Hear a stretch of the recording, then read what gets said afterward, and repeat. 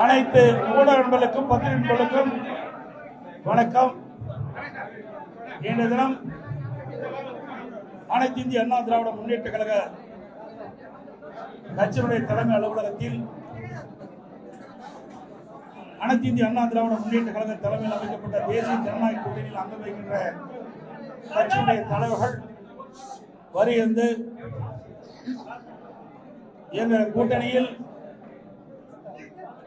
அங்கம் வைக்கின்ற கட்சிகளுக்கு தொகுதி பங்கீடு பேச்சுவார்த்தை சுமூகமாக நடைபெற்று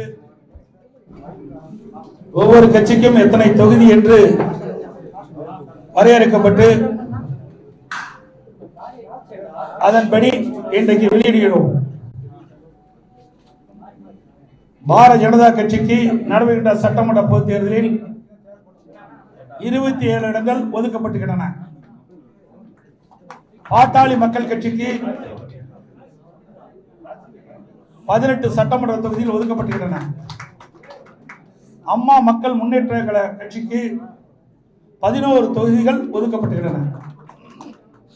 இன்னும் பல கட்சிகளோடு எங்கள் கூட்டணியில் அங்கீகரிக்கின்ற பல கட்சிகளோடு பேச்சுவார்த்தை நடந்து கொண்டிருக்கிறது. இன்று இரவுக்குள் சுமூகமாக பேச்சுவார்த்தை முடிவு பெற்று அந்த கட்சிகளுக்கு எத்தனை தொகுதி என்று அறிவிக்கப்படும் என்பதை மகிழ்ச்சியுடன் இந்த நேரத்தில் தெரிவித்துக் கொள்கின்றேன்.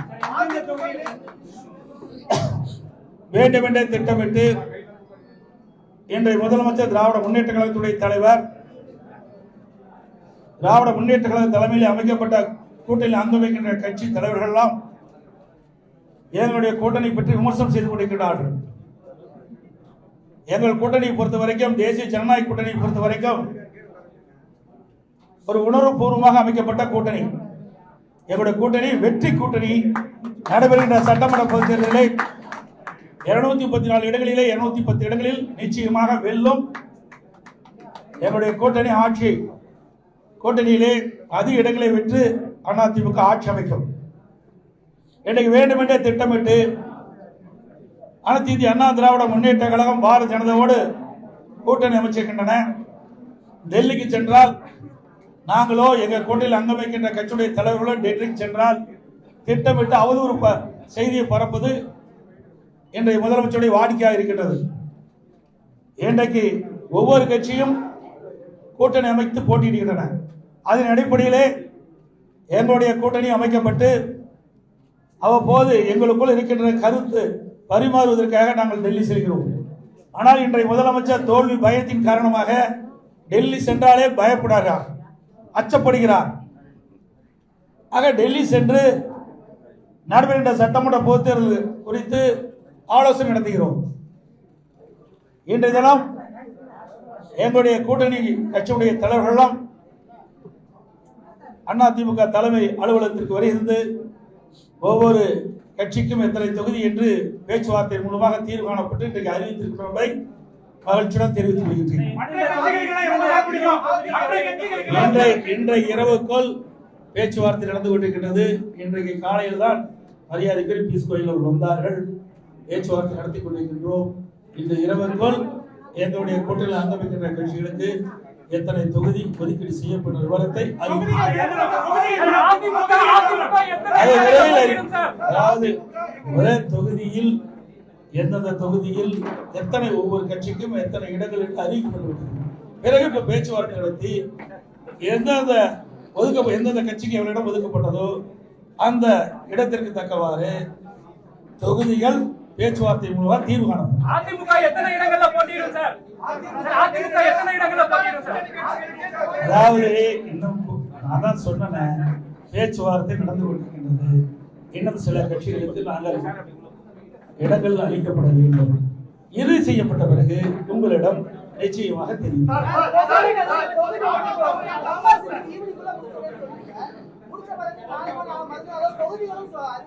அறிவிப்போம். அறிவிக்கின்ற பொழுது உங்களுக்கு அனைவர்களுக்கும் எந்தெந்த தொகுதியில் எந்தெந்த கட்சி எத்தனை தொகுதி இடம்பெற்று அறிவிக்கப்பட்டுள்ளது, அந்த தொகுதி என்னென்ன என்று விவரங்களை பத்திரிகையாளர்களுக்கு ஊடகங்களுக்கு வழங்கப்படும்.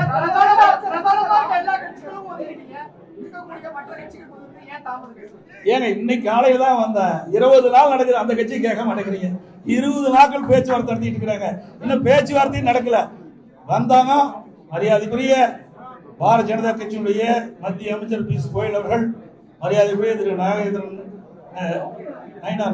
அவர்கள், மரியாதைக்குரிய மத்திய அமைச்சர் முருகன் அவர்கள், மரியாதைக்குரிய பாட்டாளி மக்கள் கட்சியுடைய தலைவர், மரியாதைக்குரிய முன்னாள் மத்திய அமைச்சர் சகோதரர் அன்புமணி ராமதாஸ் அவர்கள், முன்னாள் எம்பி, மரியாதைக்குரிய அம்மா மக்கள் முன்னேற்ற கழகத்துடைய பொதுச் செயலாளர் டிடிவி அவர்கள் இங்கே வருகிறார்கள். மற்றும் என்னுடைய கூட்டில் அங்கம் வைக்கின்ற கட்சியுடைய ஜான் பாண்டியன் அவர்களும் வந்திருக்கிறார்கள்.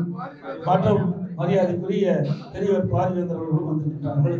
எங்களுடைய கூட்டணியில் அங்கம் வைக்கின்ற கட்சிகளும் உங்களை சந்தித்திருக்கின்றோம். எங்கள் கூட்டணியில் காலையில் தான் வந்தாங்க, மதியம் முடிவு செய்யப்பட்டது, மாலை அறிவிக்கப்பட்டது. எவ்வளவு விரைவாக அறிவிக்கப்பட்டிருக்கிறோம். அதாவது 20 நாட்கள் காங்கிரசுக்கும் திமுகவுக்கும் வார்த்தை போர் நடந்துட்டு எந்த பத்திரிகையும் ஊடகமும் விவாத மேலே வைக்கவே இல்லை. எங்களுடைய கூட்டணி அப்படி அல்ல.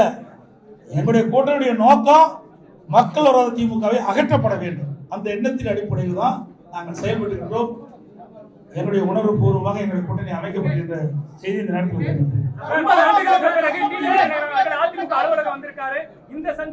உங்களுக்கு என்ன கஷ்டமா இருக்குது? அவர் வந்தது அதே விட மாட்டேங்கிறீங்க. எப்படியாவது ஒரு பிரச்சனையை எழுப்பலான்னு பாக்குறீங்க. எந்த பிரச்சனையும் கூட்டணியில் இருக்கிற தலைவர்கள் இடம் கொடுக்க மாட்டாங்க. கேக்குறீங்களே, காங்கிரஸ் கட்சி எமர்ஜென்சி கொண்டாங்க, மிசா கொண்டாந்தது, அவர்கள் இந்த கேள்வி கேட்க மாட்டேங்கிறீங்களே. மிசா கொண்டாந்தாங்க, எமர்ஜென்சி கொண்டாந்தாங்க, நாங்களே ஜெயிலில் அடைக்கப்பட்டோம் என்று சொல்லிக்கிட்ட கட்சியோடு கூட்டணி வச்சிருக்காங்கல்ல. இழுபறிக்கு இடையில தானே கூட்டணி நடந்துட்டு இருக்கு திமுகவில். கம்யூனிஸ்டுக்கு, இடது கம்யூனிஸ்டுக்கு இன்னும் கூட்டணி பேச்சுவார்த்தை முடியல, இறுதியாகல. அதே மாதிரி விடுதலை சிறுத்தை கட்சிக்கு இன்னும் கூட்டணி இறுதி செய்யல. பாவம், என்ன செய்யறது? போனதற்கு 6 சீட்டு வாங்கினாங்க, 5 சீட்டுக்கு அலையோடு அலைஞ்சிட்டு இருக்கிறாங்க.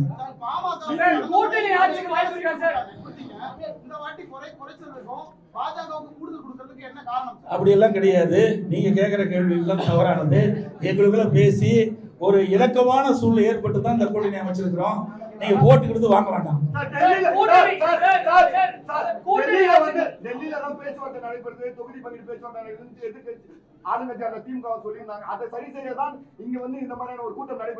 ஏங்க இது என்ன அறிவிச்சுமே இல்லையா?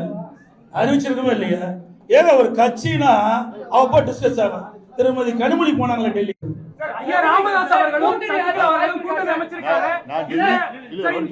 நான் டெல்லிக்கு போனது ராஜ்யசபால போய் கையெழுத்து போட போனேன். அத ஒரு விவாதமா எடுத்துட்டீங்க. பார்க்கல நாங்க. இத போய் அங்க டெல்லில நம்ம பேச்சுவார்த்தை நடத்துறாங்கன்னா எப்படி எல்லாமே அனைத்து இந்திய அண்ணா திராவிட முன்னேற்ற கழகம் ஆட்சி அமைக்கும், உங்களுக்கு எந்த சந்தேகம் தேவையில்லை. திருப்பி 100 தடவை கேட்டாலும் இதுதான். அதாவது வேண்டுமென்றே திட்டமிட்டு ஊடக நபர்களும் பத்திரிகை நபர்களும் எங்களை ஏதாவது ஒரு சிரமத்துக்கு ஆளாக்கணும்னு நினைக்கிறீங்க. எங்களுடைய கூட்டணி பொறுத்தவரை தெளிவா இருக்குது. நன்றி, வணக்கம்.